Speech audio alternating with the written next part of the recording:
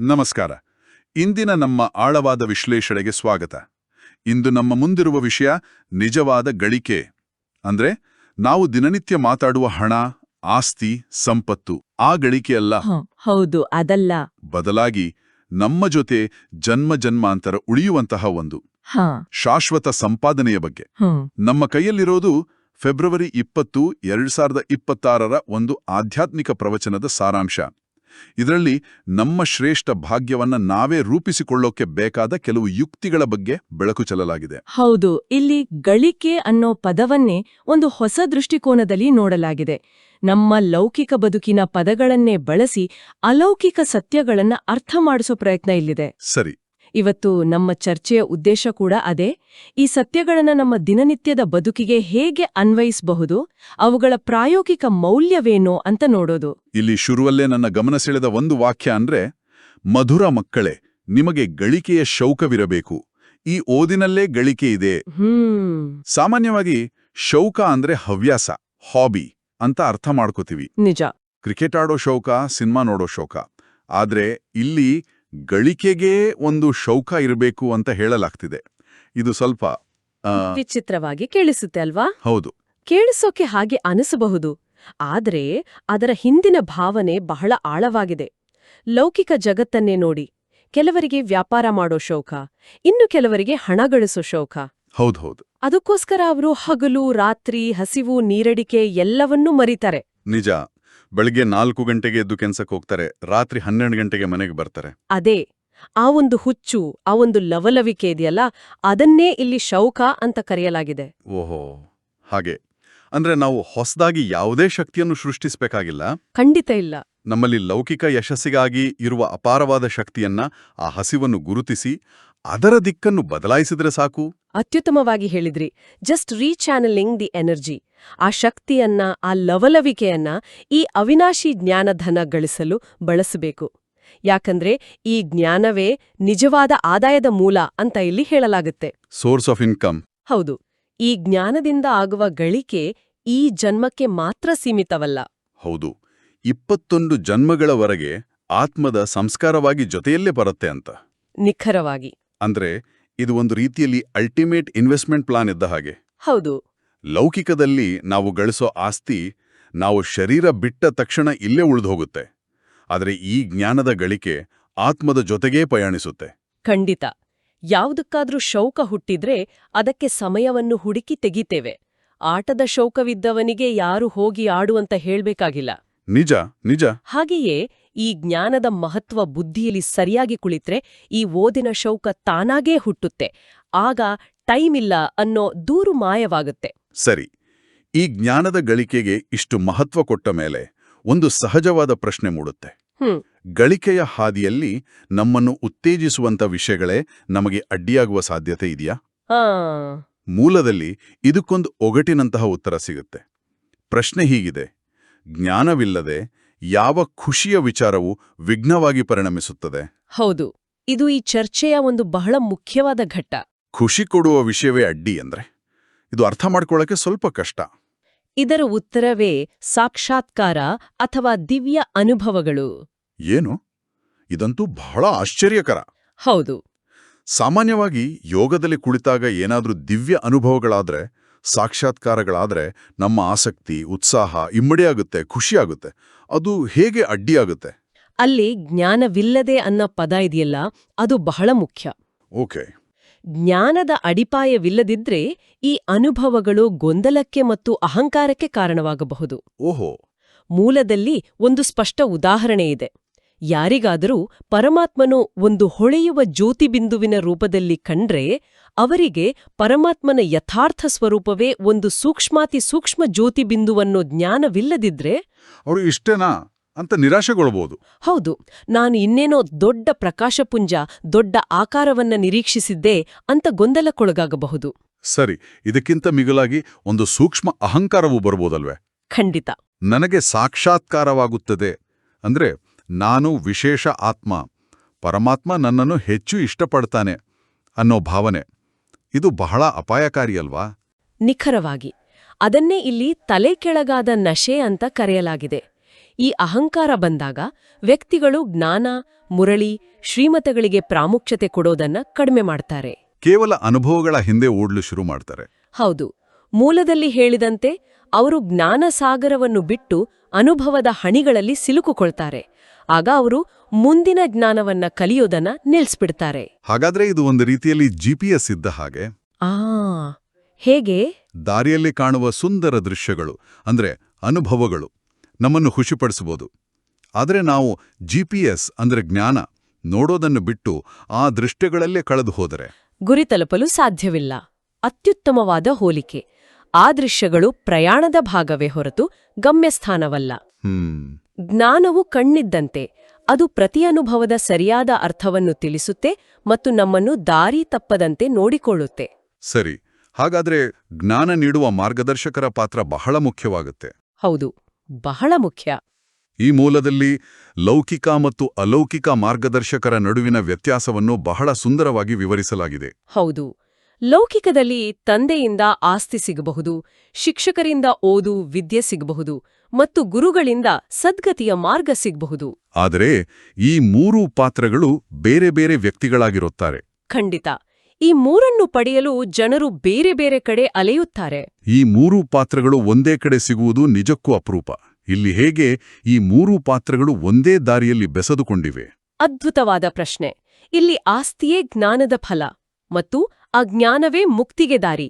ಮೊದಲನೆಯದಾಗಿ ತಂದೆಯಾಗಿ ಪರಮಾತ್ಮ ನಮಗೆ ಸ್ವರ್ಗದ ಸಾಮ್ರಾಜ್ಯದ ಆಸ್ತಿಯನ್ನು ವಾರಸುದಾರರಾಗಿ ನೀಡುತ್ತಾರೆ. ಓಕೆ, ಸ್ವರ್ಗದ ಆಸ್ತಿ. ಎರಡನೆಯದಾಗಿ ಶಿಕ್ಷಕರಾಗಿ ಆ ಸಾಮ್ರಾಜ್ಯಕ್ಕೆ ಅರ್ಹರಾಗಲು ಬೇಕಾದ ಜ್ಞಾನವನ್ನು ಪ್ರತಿದಿನ ಕಲಿಸುತ್ತಾರೆ. ಮತ್ತು ಮೂರನೆಯದಾಗಿ ಸದ್ಗುರುವಾಗಿ ನಾವು ಈ ಹಳೆಯ ಪ್ರಪಂಚದ ದುಃಖದಿಂದ ಬಳಲಿದಾಗ ನಮ್ಮ ಕೈ ಹಿಡಿದು ಜೊತೆಯಲ್ಲಿ ಮುಕ್ತಿಯ ಧಾಮಕ್ಕೆ, ಶಾಂತಿಯ ಮನೆಗೆ ಕರೆದೊಯ್ಯುತ್ತಾರೆ. ವಾವ್! ಈ ಮೂರು ಪಾತ್ರಗಳ ಸಂಯೋಜನೆ ಬಹಳ ಶಕ್ತಿಶಾಲಿ. ಹೌದು. ಯಾಕಂದ್ರೆ ತಂದೆ ಆಸ್ತಿ ಕೊಡ್ತಾರೆ, ಆದ್ರೆ ಆ ಆಸ್ತಿಯನ್ನು ನಿಭಾಯಿಸೋ ಜ್ಞಾನವನ್ನ ಶಿಕ್ಷಕನಾಗಿ ಅವರೇ ಕೊಡ್ತಾರೆ. ಸರಿ. ಮತ್ತೆ ಈ ಎಲ್ಲದರಿಂದ ನಿರ್ಲಿಪ್ತರಾಗಿ ಮನೆಗೆ ವಾಪಸ್ ಹೋಗೋ ದಾರಿಯನ್ನು ಗುರುವಿನ ರೂಪದಲ್ಲಿ ಅವರೇ ತೋರಿಸ್ತಾರೆ. ಹೌದು, ಒಂದೇ ಸ್ಥಳದಲ್ಲಿ ಒಂದೇ ಸಮಯದಲ್ಲಿ ಈ ಮೂರೂ ಪ್ರಾಪ್ತಿಗಳು ಸಿಗೋದು ಈ ಪಯಣದ ವಿಶೇಷತೆ. ಲೌಕಿಕದಲ್ಲಿ ಯಾವ ಗುರುವು ನಾನು ನಿಮ್ಮೆಲ್ಲರನ್ನೂ ನನ್ನೊಂದಿಗೆ ಕರೆದೊಯ್ತೇನೆ ಅಂತ ಜವಾಬ್ದಾರಿ ತೆರೆದುಕೊಳ್ಳಲು ಸಾಧ್ಯವೇ ಇಲ್ಲ. ಆದ್ರೆ ಇಲ್ಲಿ ನಿರಾಕಾರ ಪರಮಪಿತನು ಗ್ಯಾರಂಟಿ ಕೊಡ್ತಾರೆ. ನಾನು ನಿಮ್ಮೆಲ್ಲ ಮಕ್ಕಳನ್ನು ಸೊಳ್ಳೆಗಳ ಹಿಂಡಿನಂತೆ ಒಟ್ಟಿಗೆ ನನ್ನ ಜೊತೆ ವಾಪಸ್ ಮನೆಗೆ ಕರೆದೊಯ್ತೇನೆ ಎಂದು. ಇದೊಂದು ಅಸಾಧಾರಣ ಭರವಸೆ. ಈ ವಿಷಯದ ಬಗ್ಗೆ ಚಿಂತಿಸಿದ್ರೆ ಆತ್ಮಕ್ಕೆ ಒಂದು ರೀತಿಯ ನಿರ್ಭಯತೆ, ಭದ್ರತೆ ಸಿಗುತ್ತೆ. ನಮ್ಮನ್ನು ನೋಡ್ಕೊಳ್ಳೋಕೆ ಒಬ್ಬರಿದ್ದಾರೆ ಅನ್ನೋ ಧೈರ್ಯ ಬರುತ್ತೆ. ಹೌದು. ಇನ್ನು ಈ ಸೈದ್ಧಾಂತಿಕ ವಿಷಯಗಳ ಜೊತೆಗೆ ನಮ್ಮ ದೈನಂದಿನ ಜೀವನಕ್ಕೆ ಸಂಬಂಧಿಸಿದ ಕೆಲವು ಅದ್ಭುತ ಉದಾಹರಣೆಗಳು ಕೂಡ ಮೂಲದಲ್ಲಿದೆ. ಅದರಲ್ಲಿ ಒಂದು ಹಳೆ ಮನೆ ಮತ್ತು ಹೊಸ ಮನೆಯ ಉದಾಹರಣೆ. ಹೌದು, ಇದು ಬಹಳ ಪ್ರಾಕ್ಟಿಕಲ್ ಮತ್ತು ಸುಲಭವಾಗಿ ಅರ್ಥವಾಗುವ ಉದಾಹರಣೆ. ಒಬ್ಬರ ಹಳೆಯ ಮನೆ ಮುಂದೆ ಹೊಸ ಮನೆ ಕಟ್ಟುತ್ತಿದ್ರೆ ಅವರ ಬುದ್ಧಿ ಮತ್ತು ಗಮನವೆಲ್ಲ ಹೊಸ ಮನೆಯಲ್ಲಿರುತ್ತೆ. ಹೌದು, ಹಳೆಯ ಮನೆಯಲ್ಲೇ ವಾಸವಾಗಿದ್ರೂ ಮನಸ್ಸು ಪೂರ್ತಿ ಹೊಸ ಮನೆಯಲ್ಲೇ ಇರುತ್ತೆ. ನಿಖರವಾಗಿ. ಯಾವ ಕೋಣೆಗೆ ಯಾವ ಬಣ್ಣ ಹಚ್ಚಬೇಕು, ಎಲ್ಲಿ ಸೋಫಾ ಇಡಬೇಕು, ಈ ರೀತಿಯ ಪ್ಲಾನಿಂಗ್ ನಡೀತಾನೇ ಇರುತ್ತೆ. ಮತ್ತು ಅದೇ ಸಮಯದಲ್ಲಿ ಹಳೆಯ ಮನೆಯ ಕುಂದುಕೊರತೆಗಳು ಕಾಣಿಸಲು ಶುರುವಾಗುತ್ತೆ. ಹೌದು. ಗೋಡೆ ಬಿರುಕು ಬಿಟ್ಟಿರೋದು, ನಲ್ಲಿ ಸೋರ್ತಿರೋದು, ಅದರಿಂದ ಸಹಜವಾಗಿಯೇ ವ್ಯಾಮೋಹ ಕಡಿಮೆ ಆಗುತ್ತಾ ಹೋಗುತ್ತೆ. ನಿಖರವಾಗಿ. ಅದೇ ರೀತಿ ಈ ಹಳೆಯ ಪ್ರಪಂಚವೂ ಬೀಳಲಿರುವ ಜರ್ಜರಿತವಾದ ಹಳೆ ಮನೆ ಮತ್ತು ಹೊಸ ಪ್ರಪಂಚ ಅಂದ್ರೆ ಸತ್ಯಯುಗ ನಿರ್ಮಾಣವಾಗುತ್ತಿದೆ. ಹಾಗಾಗಿ ನಮ್ಮ ಬುದ್ಧಿಯೋಗ ಹಳೆಯದರಿಂದ ಕಳಚಿ ನಮ್ಮ ಹೊಸ ಸತ್ಯಯುಗದ ಮನೆಯೊಂದಿಗೆ ಜೋಡಿಸಬೇಕು. ಈ ಹಳೆಯ ಪ್ರಪಂಚದಿಂದ ವ್ಯಾಮೋಹವನ್ನು ತೆಗೆಯಬೇಕು. ಇನ್ನೊಂದು ಕುತೂಹಲಕಾರಿ ಮಾತು ಇಲ್ಲಿದೆ. ಆಪ್ ಮುಯೇ ಮರಗೈ ದುನಿಯಾ. ಅಂದ್ರೆ ನಾನು ಸತ್ರೆ ಜಗತ್ತು ನನಗಾಗಿ ಸತ್ತಂತೆ. ಇದನ್ನ ಕೇಳಿದ ತಕ್ಷಣ ನಮ್ಮಡೇನೋ ನಕಾರಾತ್ಮಕ ಭಾವನೆ ಬರಬಹುದು. ಇದರ ಆಂತರಿಕ ಅರ್ಥ ಬೇರೆ ಇದೆ ಅಲ್ವಾ? ಹೌದು, ಖಂಡಿತ. ಇದು ದೈಹಿಕವಾಗಿ ಸಾಯುವುದ್ರ ಬಗ್ಗೆ ಮಾತನಾಡುವುದಿಲ್ಲ. ಸರಿ. ಇದರರ್ಥ ದೇಹ ಪ್ರಜ್ಞೆಯಿಂದ ಸಾಯುವುದು. ನಾನು ಈ ಶರೀರ ಅನ್ನೋ ಸ್ಮೃತಿಯನ್ನು ಬಿಟ್ಟು ನಾನು ಒಬ್ಬ ಆತ್ಮ ಅನ್ನೋ ಸ್ಮೃತಿಯಲ್ಲಿ ಬದುಕಿದಾಗ. ಹೌದು. ಆಗ ಈ ಶಾರೀರಿಕ ಪ್ರಪಂಚದ ಆಕರ್ಷಣೆಗಳು ಮತ್ತು ಪ್ರಭಾವಗಳು ತಾವಾಗಿಯೇ ಸತ್ತು ಹೋಗ್ತವೆ. ಅಂದ್ರೆ ಅವು ನಮ್ಮ ಮೇಲೆ ಪರಿಣಾಮ ಬೀರುವುದನ್ನು ನಿಲ್ಲಿಸುತ್ತವೆ. ಓಕೆ. ಅಂದ್ರೆ ಆತ್ಮ ಅಭಿಮಾನಿ ಸ್ಥಿತಿಯಲ್ಲಿ ಸ್ಥಿತರಾಗುವುದೇ ಇದರ ಗುಟ್ಟು. ಅದೇ. ಆಗ ಪ್ರಪಂಚದ ಸುಖದುಃಖ, ಮಾನ ಅಪಮಾನ, ಲಾಭನಷ್ಟಗಳು ನಮ್ಮನ್ನು ಅಷ್ಟಾಗಿ ಬಾಧಿಸುವುದಿಲ್ಲ. ಹೌದು, ಇದು ಒಂದು ರೀತಿಯ ಜೀವನ್ಮುಕ್ತಿ ಸ್ಥಿತಿ. ಸರಿ, ಈ ಎಲ್ಲ ಜ್ಞಾನದ ಅಂಶಗಳ ನಂತರ ಕೊನೆಯದಾಗಿ ದೈನಂದಿನ ಜೀವನದಲ್ಲಿ ಅಳವಡಿಸಿಕೊಳ್ಳಬೇಕಾದ 2 ಪ್ರಮುಖ ನಿಯಮಗಳನ್ನು ಇಲ್ಲಿ ಒತ್ತಿ ಹೇಳಲಾಗಿದೆ. ಇವು ಬಹಳ ಪ್ರಾಯೋಗಿಕವಾಗಿವೆ. ಹೌದು. ಮೊದಲನೆಯದು, ತಮ್ಮ ಕೊರತೆಗಳನ್ನು ಮುಚ್ಚಿಡುವುದು ಸ್ವಯಂ ವಂಚನೆ. ಸ್ವಯಂ ವಂಚನೆ. ನಾವು ಸಾಮಾನ್ಯವಾಗಿ ಇತರರಿಂದ ಮೋಸ ಹೋಗುವುದರ ಬಗ್ಗೆ ಬಹಳ ಜಾಗರೂಕರಾಗಿರ್ತೇವೆ. ಆದರೆ ಇಲ್ಲಿ ನಮಗೆ ನಾವೇ ಮಾಡಿಕೊಳ್ಳುವ ವಂಚನೆಯ ಬಗ್ಗೆ ಎಚ್ಚರಿಸಲಾಗಿದೆ. ಅಂದ್ರೆ ನಮ್ಮಲ್ಲಿರುವ ಬಲಹೀನತೆಗಳನ್ನು ಒಪ್ಕೊಳ್ದೆ ಸಬೂಬ್ ಹೇಳುವುದು. ಹೌದು. ನಮ್ಮಲ್ಲಿರುವ ಕ್ರೋಧ, ಆಲಸ್ಯ, ಅಸೂಯೆ ಇವುಗಳನ್ನು ಇದು ಸಣ್ಣ ವಿಷಯ, ನಡೆಯುತ್ತೆ ಎಂದು ಹೇಳುವುದು, ಅಥವಾ ಪರಿಸ್ಥಿತಿಯ ಮೇಲೆ, ಬೇರೆ ವ್ಯಕ್ತಿಗಳ ಮೇಲೆ ದೂಷಿಸುವುದು, ಇದೆಲ್ಲವೂ ಸ್ವಯಂ ವಂಚನೆ. ಹಾಗೆ ಮಾಡುವುದರಿಂದ ಆ ಬಲಹೀನತೆಗಳು ಕಡಿಮೆಯಾಗುವ ಬದಲು ಒಳಗೆ ಬೆಳೆಯುತ್ತಾ ಹೋಗ್ತವೆ, ಒಂದು ಮುಚ್ಚಿಟ್ಟ ಗಾಯದಂತೆ. ಹೌದು, ಅದು ಒಳಗೆ ಕೀವಾಗಿ ದೊಡ್ಡದಾದ ಮೇಲೆಯೇ ಗೊತ್ತಾಗುತ್ತೆ. ಅದನ್ನು ಒಪ್ಕೊಂಡು, ಹೌದು, ನನ್ನಲ್ಲಿ ಈ ದೌರ್ಬಲ್ಯವಿದೆ ಅಂತ ಪ್ರಾಮಾಣಿಕವಾಗಿ ಒಪ್ಕೊಂಡಾಗ ಮಾತ್ರ ನಿಜವಾದ ಪರಿವರ್ತನೆ ಸಾಧ್ಯ. ಖಂಡಿತ.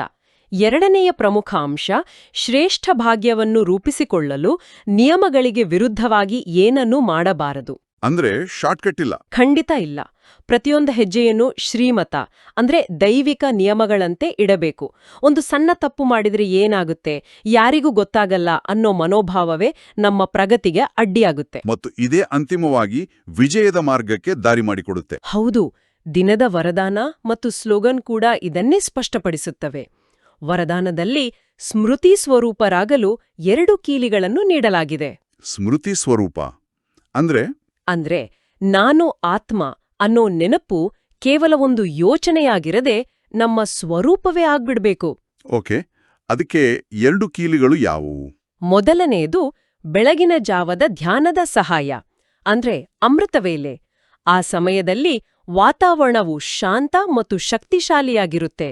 ಆಗ ಆತ್ಮಸ್ಮೃತಿಯನ್ನು ಬಲಪಡಿಸುವುದು ಸುಲಭ. ಅದು ದಿನವಿಡೀ ಚಾರ್ಜ್ ಮಾಡುವ ಸಮಯ. ಹೌದು. ಎರಡನೆಯ ಕೀಲಿ ದಿನವಿಡೀ ಶ್ರೀಮತದ ಪಾಲನೆ. ಪ್ರತಿ ಹೆಜ್ಜೆಯಲ್ಲೂ, ಪ್ರತಿ ಸಂಕಲ್ಪದಲ್ಲೂ ದೈವಿಕ ಮಾರ್ಗದರ್ಶನವನ್ನು ಪಾಲಿಸಿದಾಗ ಸ್ಮೃತಿಯು ಸಹಜವಾಗುತ್ತೆ. ಆಮೇಲೆ ಸ್ಲೋಗನ್ ಕೂಡ ಬಹಳ ಶಕ್ತಿಶಾಲಿಯಾಗಿದೆ. ಮಾಯೆಯ ಮೇಲೆ ಸದಾ ವಿಜಯ ಸಾಧಿಸುವ ಸೂತ್ರ. ಶಕ್ತಿಶಾಲಿ ನೆನಪು ಮತ್ತು ನಿಸ್ವಾರ್ಥ ಸೇವೆ. ಈ ಎರಡರ ನಡುವಿನ ಸಂಬಂಧ ಏನು? ನೋಡಿ, ಶಕ್ತಿಶಾಲಿ ನೆನಪಿನಿಂದ ಆತ್ಮದಲ್ಲಿ ಶಕ್ತಿ ತುಂಬುತ್ತೆ, ಬ್ಯಾಟ್ರಿ ಚಾರ್ಜ್ ಆದ ಹಾಗೆ. ಸರಿ. ಆದ್ರೆ ಚಾರ್ಜ್ ಆದ ಬ್ಯಾಟ್ರಿಯನ್ನು ಬಳಸದಿದ್ರೆ ಅದು ನಿಧಾನವಾಗಿ ಡಿಸ್ಚಾರ್ಜ್ ಆಗುತ್ತೆ ಅಲ್ವಾ? ಹೌದು. ಹಾಗೆಯೇ ಆ ಶಕ್ತಿಯನ್ನು ಯಾವುದೇ ಹೆಸರು, ಕೀರ್ತಿಯ ಅಪೇಕ್ಷೆಯಿಲ್ಲದೆ ನಿಸ್ವಾರ್ಥವಾಗಿ ಇತರರ ಸೇವೆಯಲ್ಲಿ ಬಳಸಿದಾಗ ಮಾಯೆಗೆ ನಮ್ಮ ಹತ್ತಿರ ಬರಲು ಅವಕಾಶವೇ ಸಿಗುವುದಿಲ್ಲ. ಓಹೋ, ಹಾಗಾಗಿ ಸೇವೆಯನ್ನು ಮಾಯೆಯ ದಾಳಿಯಿಂದ ರಕ್ಷಿಸುವ ಒಂದು ಕವಚ ಅಂತ ಹೇಳಲಾಗಿದೆ. ನಿಖರವಾಗಿ. ಮನಸ್ಸಿನಲ್ಲಿ ವ್ಯರ್ಥ ಸಂಕಲ್ಪಗಳು ಬಂದಾಗ ತಕ್ಷಣ ಯಾವುದಾದರೂ ಒಂದು ಆಧ್ಯಾತ್ಮಿಕ ಸೇವೆಯಲ್ಲಿ ತೊಡಗಿಕೊಂಡ್ರೆ ವ್ಯರ್ಥ ಸಂಕಲ್ಪಗಳು ತಾವಾಗಿಯೇ ದೂರವಾಗುತ್ತವೆ. ಹಾಗಾದರೆ ಇಂದಿನ ಈ ವಿಶ್ಲೇಷಣೆಯಿಂದ ನಾವು ಗಳಿಕೆಯ ಪರಿಕಲ್ಪನೆಯನ್ನು ಸಂಪೂರ್ಣ ಹೊಸ ದೃಷ್ಟಿಕೋನದಿಂದ ನೋಡಿದೆವು. ನಶ್ವರ ಸಂಪತ್ತಿನ ಶೌಕದಿಂದ ಅವಿನಾಶಿ ಜ್ಞಾನದ ಶೌಕದೆಡೆಗೆ ನಮ್ಮ ಗಮನವನ್ನು ಬದಲಾಯಿಸುವುದು. ಹೌದು. ಜ್ಞಾನವಿಲ್ಲದ ಅನುಭವಗಳು ಹೇಗೆ ಅಪಾಯಕಾರಿಯಾಗಬಹುದು ಮತ್ತು ಒಬ್ಬನೇ ಮಾರ್ಗದರ್ಶಕನಿಂದ ಸಿಗುವ 3 ಬಗೆಯ ಬೆಂಬಲ, ಈ ಅಂಶಗಳು ನಿಜಕ್ಕೂ ಚಿಂತನೆಗೆ ಹಚ್ಚುತ್ತವೆ. ಖಂಡಿತ. ಕೊನೆಯದಾಗಿ ಒಂದು ಆಲೋಚನೆಯನ್ನು ಕೇಳುಗರ ಮುಂದಿಡಬಹುದು. ಹೇಳಿ. ಈ ಮೂಲದಲ್ಲಿ ಹೇಳಿದಂತೆ ಒಂದು ಸಮೂಹದ ಐಕ್ಯತೆ ಮತ್ತು ಒಗ್ಗಟ್ಟೆ ಹೊರಗಿನ ಪ್ರಪಂಚಕ್ಕೆ ದೈವಿಕ ಸಂಪರ್ಕದ ಅಂತಿಮ ಪುರಾವೆಯಾಗುತ್ತದೆ ಎಂದಾದರೆ ಇದರರ್ಥ ಏನು? ನಮ್ಮ ಆಪ್ಸಿ ಪ್ರೀತಿ ಮತ್ತು ಏಕತೆಯೇ ಜಗತ್ತಿಗೆ ನಾವು ಭಗವಂತನನ್ನು ಕಂಡುಕೊಂಡಿದ್ದೇವೆ ಎಂಬುದಕ್ಕೆ ಅತಿದೊಡ್ಡ ಸಾಕ್ಷಿಯಾಗುತ್ತದೆ. ಹಾಗಿದ್ದ ಮೇಲೆ ಪ್ರತಿಯೊಬ್ಬ ವ್ಯಕ್ತಿಯೂ ಕೇವಲ ತಮ್ಮ ಸ್ವಂತ ಪ್ರಗತಿಗೆ ಮಾತ್ರವಲ್ಲ, ಆ ಸಾಮೂಹಿಕ ಧ್ಯೇಯಕ್ಕಾಗಿ ಎಷ್ಟು ದೊಡ್ಡ ವೈಯಕ್ತಿಕ ಜವಾಬ್ದಾರಿಯನ್ನು ಹೊತ್ತಿದ್ದಾನೆ ಎಂಬುದರ ಬಗ್ಗೆ ನಾವು ಆಳವಾಗಿ ಯೋಚಿಸಬೇಕಾಗುತ್ತದೆ ಅಲ್ವಾ?